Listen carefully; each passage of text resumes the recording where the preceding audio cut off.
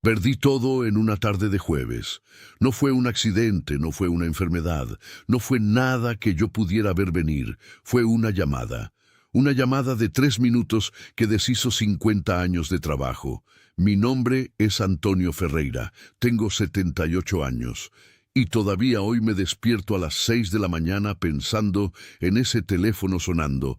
Pero déjame empezar desde el principio, porque la historia que importa no empieza ese jueves. Empieza mucho antes, en un patio de tierra apisonada en el Middle Centus, interior del Paraná, donde yo tenía 14 años, y mi padre me miró a los ojos y me dijo algo que quedó grabado en mí para siempre. Me dijo: Antonio, el único patrimonio que nadie te quita es el que construiste con tus propias manos. Yo creí en eso. Creí con todo lo que tenía. Me pasé la vida entera creyendo en eso. Mi padre era albañil. Mi madre lavaba ropa ajena. Vivíamos en una casa de 3 habitaciones y cuando llovía fuerte poníamos baldes en el suelo para recoger el agua que entraba por el techo. Yo no tenía vergüenza de eso, no. Pero tenía una determinación, una voluntad de demostrar que era posible salir de ahí. No por rencor, no por rabia, por amor a mi padre, que se había matado trabajando, y aún así nunca había podido darle a mi madre una casa con techo de verdad. A los 16 años me fui a trabajar a una fábrica de calzado en Maringá. Me despertaba a las 4:30, tomaba 2 autobuses, llegaba a las 6. Trabajaba 10 horas al día, 6 días a la semana.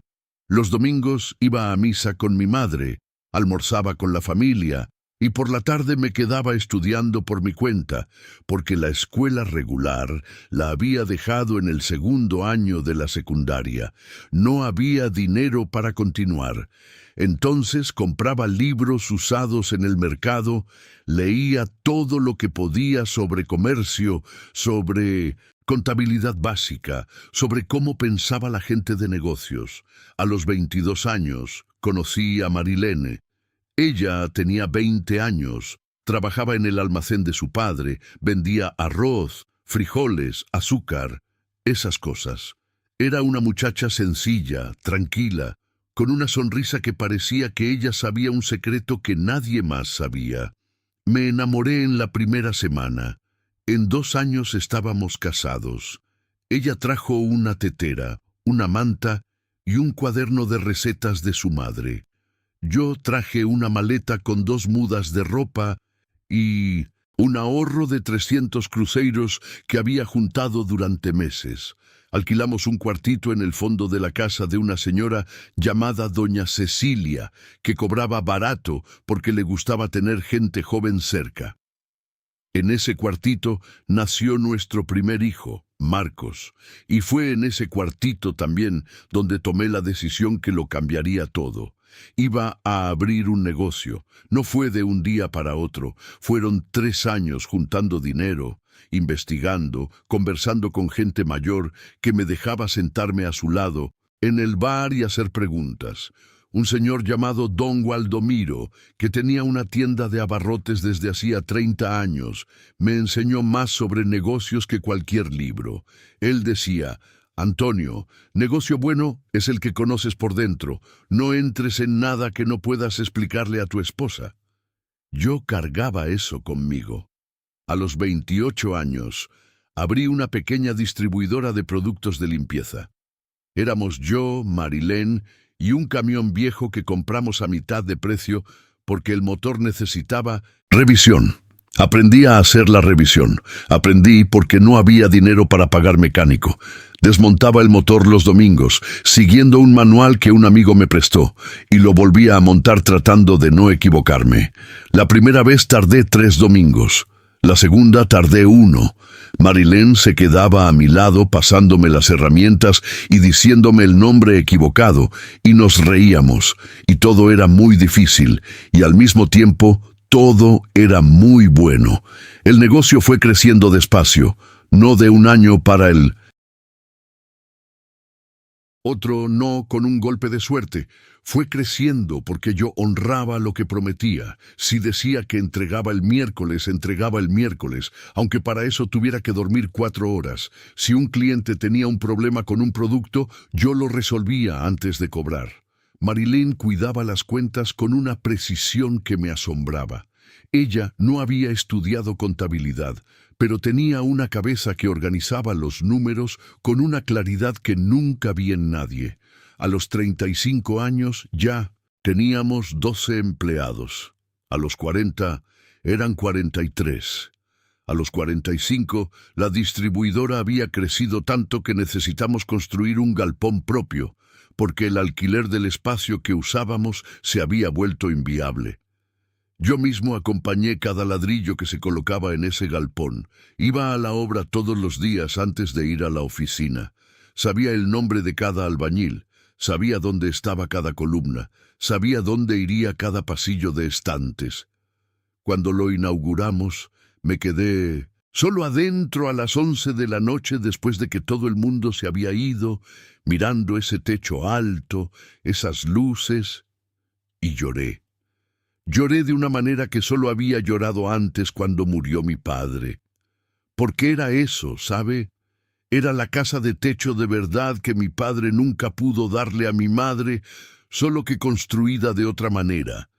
Era la prueba de que era posible.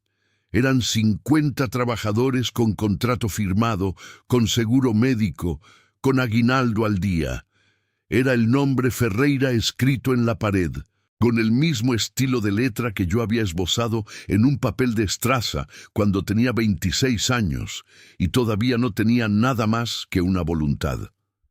Los años fueron pasando, y el negocio se fue volviendo más complejo. Los hijos crecieron. Marcos entró a la empresa a los 25 años, lleno de ideas nuevas, de tecnología, de procesos modernos que yo a veces no entendía del todo, pero que respetaba porque él había estudiado, se había preparado. Me aseguré de que los 3 hijos estudiaran.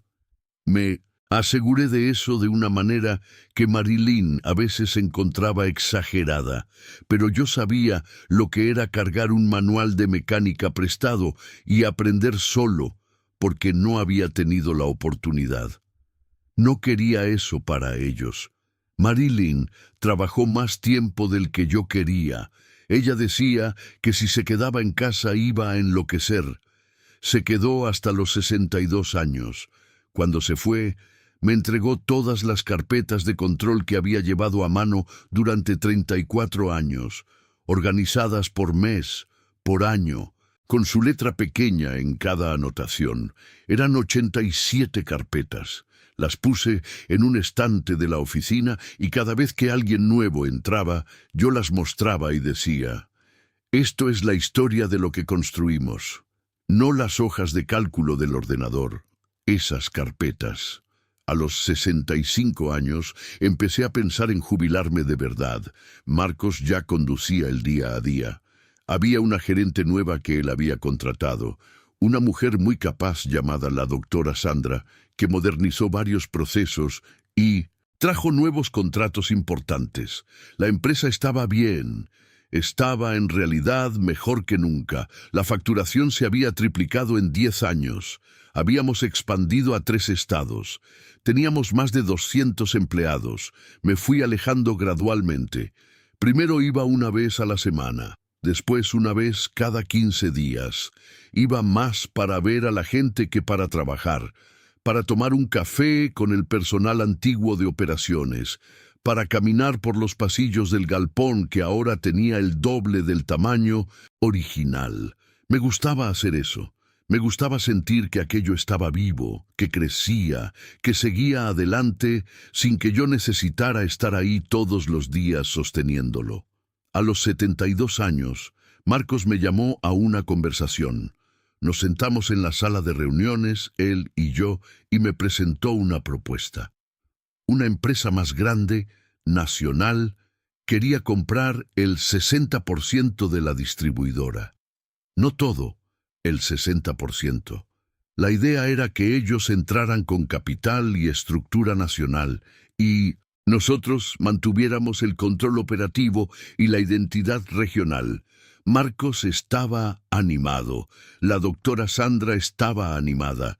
Los números que presentaron eran muy buenos. Escuché todo con cuidado. Hice preguntas, pedí leer los documentos. Pasé una semana leyendo esos documentos con la ayuda de un abogado que un amigo me recomendó. Al final, acepté. No porque estuviera seguro de que era la decisión correcta, sino porque confiaba en Marcos, porque esa empresa era de él tanto como mía, porque me había pasado la vida entera trabajando para que él pudiera tomar decisiones como esa. La venta se cerró. La empresa nacional entró. Durante los primeros 2 años, todo fue bien. La facturación creció aún más. Abrieron nuevos centros de distribución. Contrataron más gente. El nombre Ferreira siguió en la fachada. Y entonces llegó ese jueves. Estaba en casa con Marilene. Era el atardecer. Acabábamos de tomar el té. El teléfono sonó. Era Marcos. Su voz era diferente desde el primer segundo. Conocía esa voz desde hacía 50 años, desde cuando lloraba de noche con cólicos, y yo caminaba por la casa con él en brazos, porque Marilene estaba agotada. Conocía cada tono de esa voz. Me dijo que la empresa nacional había ejercido una cláusula contractual que yo no había entendido bien en su momento, o quizás la había entendido y no me había dado cuenta de lo que significaba en la práctica. Una cláusula que les daba el derecho de comprar el 40% restante a un valor predeterminado si ciertas metas se alcanzaban. Las metas se habían alcanzado. Estaban ejerciendo la cláusula. La distribuidora Ferreira, en papel, en el registro, en el número de empresa, iba a dejar de existir como entidad independiente. Marcos siguió explicando por más de media hora. Escuché todo. Casi no interrumpí. Cuando terminó, dije que estaba bien, que hablaríamos mejor el fin de semana, y colgué. Marilene estaba en la puerta de la cocina mirándome. No había escuchado la conversación, pero me conocía. Me conocía de una manera que a veces me asombraba. Dijo, ¿qué pasó? Y me quedé un largo tiempo sin poder hablar. No porque estuviera con rabia, no porque estuviera destrozado. Me quedé sin hablar, porque estaba tratando de entender lo que sentía, y lo que sentía era algo para lo que no tenía nombre en ese momento. En los días siguientes, fui entendiendo. No fue rabia, no fue arrepentimiento, fue una especie de vacío extraño, como cuando cargas un peso durante mucho tiempo y de repente alguien te lo quita, y en vez de sentir alivio, sientes nostalgia del peso, porque el peso era parte de ti, porque no sabías bien quién eras sin él. Tenía 72 años y la empresa que había sido el centro de mi vida adulta había dejado de llevar mi nombre. Las 87 carpetas de Marilene seguían en el estante, porque Marcos las había guardado durante la transición, pero el galpón ahora tenía otro logotipo. Los camiones tenían otro color. El nombre Ferreira había desaparecido de la fachada. Pasé semanas difíciles. No voy a mentir diciendo que fue fácil. Me despertaba temprano como siempre, iba hasta la ventana, me quedaba mirando el jardín que Marilene había plantado con sus propias manos a lo largo de 40 años, y me ponía a pensar en cosas que no tenían una respuesta clara, a pensar si había tomado la decisión equivocada al aceptar la venta, a pensar si mi padre se hubiera decepcionado, a pensar en lo que significaba ahora aquella frase que él me había dicho cuando yo tenía 14 años, sobre el patrimonio que nadie te quita. Y entonces ocurrió algo pequeño que lo cambió todo para mí. Un día estaba en el banco, uno de esos bancos grandes que uno usa para trámites burocráticos, esperando ser atendido. Sentado a mi lado estaba un señor mayor que yo. Debía tener unos 85 años, con un sombrero de paja en la mano y una carpeta de documentos en el regazo. Nos quedamos sentados en silencio durante unos 20 minutos, esperando. Después él me miró y dijo sin ninguna razón aparente, ¿usted tiene familia?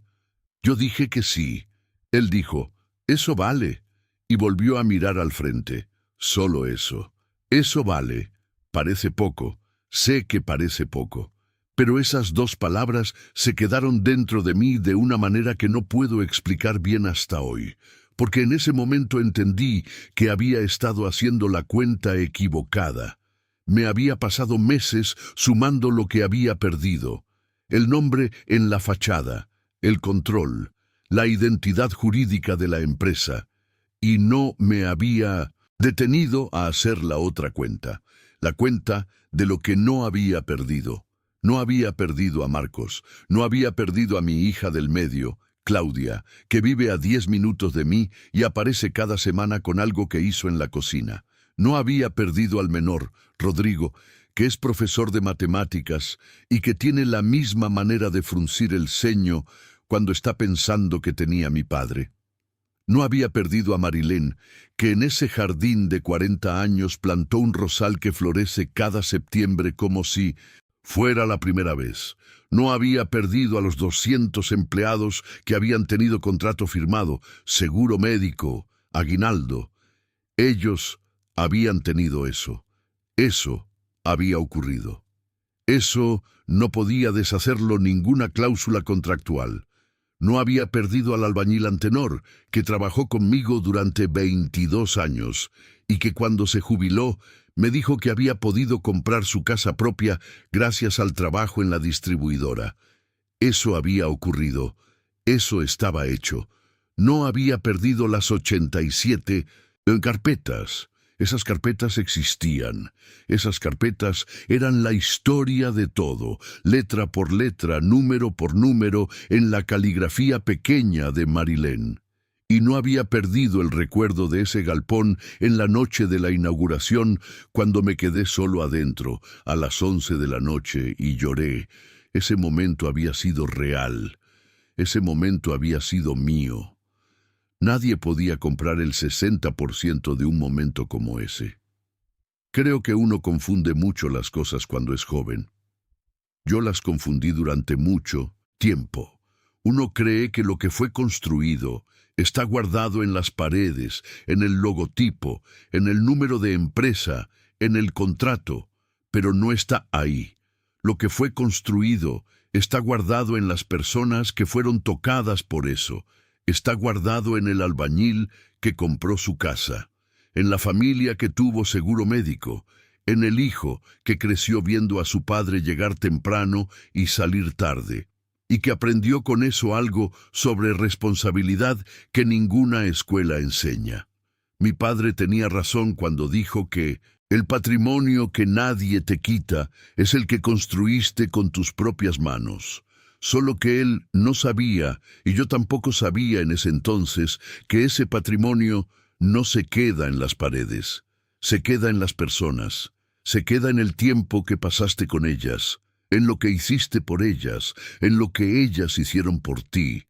Ese patrimonio nadie lo compra, ninguna cláusula contractual lo alcanza. Hoy tengo 78 años.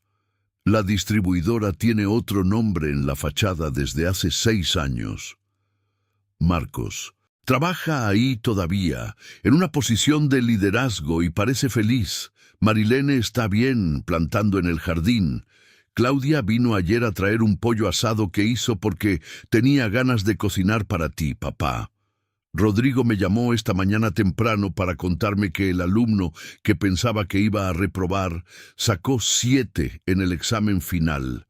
Y yo, esta mañana, fui hasta el estante donde están las 87 carpetas. Tomé una de ellas, la abrí en una página al azar y me quedé mirando la letra pequeña de Marilyn durante unos 5 minutos. Esos números eran la historia de nuestra vida.